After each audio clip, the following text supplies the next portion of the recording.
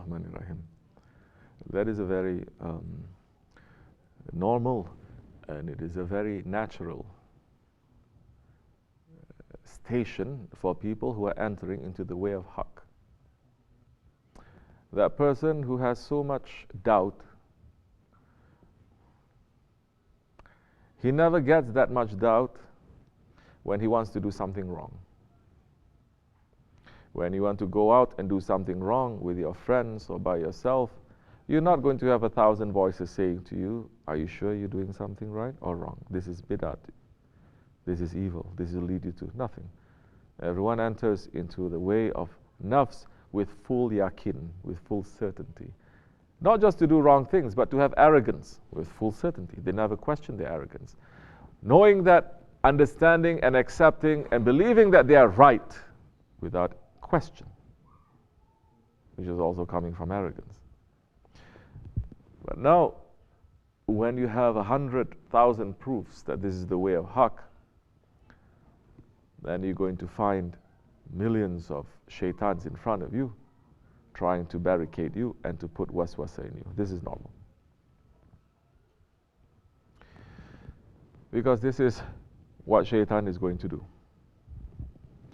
Shaitan, look to that tariqat that you are following. It doesn't matter which one. Are they following the shariat of the Prophet ﷺ? Are they teaching you good things? Are they telling you to worship more? To become better people?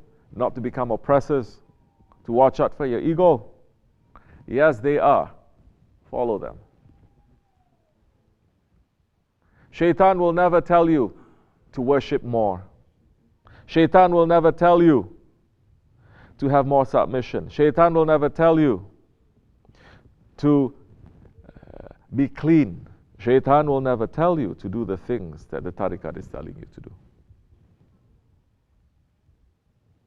But the shaitan is going to put a lot of confusion. Suddenly it is a matter of aqidah. They're going to say, they follow a shaykh. Isn't that a shirk? We follow only Allah. Same thousands of questions that they ask. Sahabe-kiram, they followed the Prophet ﷺ. Prophet ﷺ is saying, follow me and you will follow Allah. That Allah subhanahu wa ta'ala says in so many ayats in the Quran Kareem, obey Allah and obey His Prophet. Obey Allah and obey His Messenger. Allah and His Prophet knows. So many ayats is saying that. And now when we are showing the tradition of the Prophet ﷺ to understand to the reality of the Prophet, and reality of the Prophet and the reality of Allah subhanahu wa ta'ala, they're saying this is shirk. He's just a man. Why are you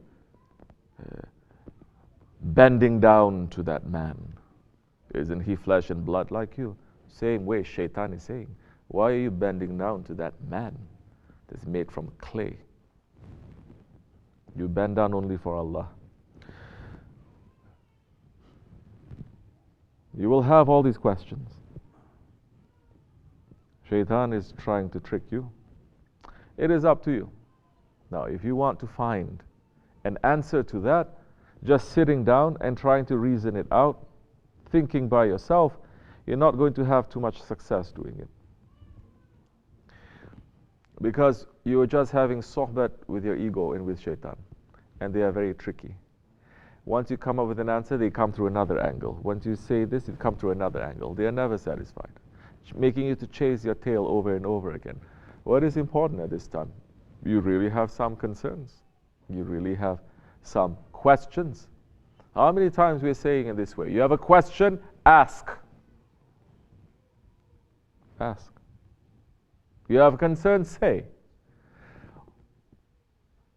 If you don't want to say, if you just want to try to figure it out by yourself, then why are you following a guide?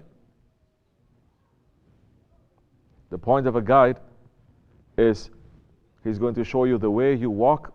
You get a little bit lost, a little bit confused. You say, where is the way? He's going to show you, this is the way. You walk. The one who's very smart is going to say, don't just show me the way. I want to just be behind you. Because even if you show me, I may get lost. But if I'm behind you, holding tightly to you, I will not get lost.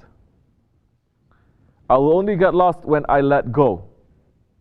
But I will not get lost if I just hold on tightly to you.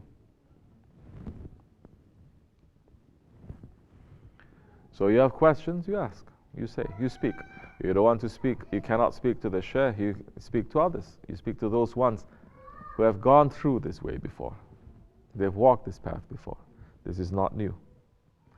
Because if you take one step in the way of Allah, there will be 70,000 to 700,000 shaitans that are going to be in front of you. Depending on how you want to go to that way of Allah, what is it that you're going to take? If you're going to the big prize, to become a servant, to become an Abdullah, the highest prize is to become an Abdullah, then expect that there's going to be millions of shaitans inside and outside of you trying to derail you, trying to confuse you. You will go through that phase, maybe a little bit, then you enter a different phase, a different station, a different station. What we want to try to get is certainty. The river, when it is flowing, it is filled with noise and action, bubbling everywhere, churning everywhere.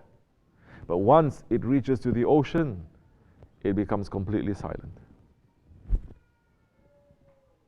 So in the beginning, we may make a lot of noise. There may be confusion. But keep to your aim of reaching to that ocean. And once you reach to that ocean, first reach to the ocean of your Shaykh. Then he's going to show you the ocean of the Holy Prophet ﷺ. You say, I want to jump to the ocean of Allah, or jump to the ocean of Prophet. You don't know how to swim in that ocean, you will drown. You will make shirk on the way. You understand? Because at the level of just following your Shaykh, you may make so many mistakes. The Shaykh is there to forgive and to guide. If you go to a higher station, you may not be so free to make so many mistakes.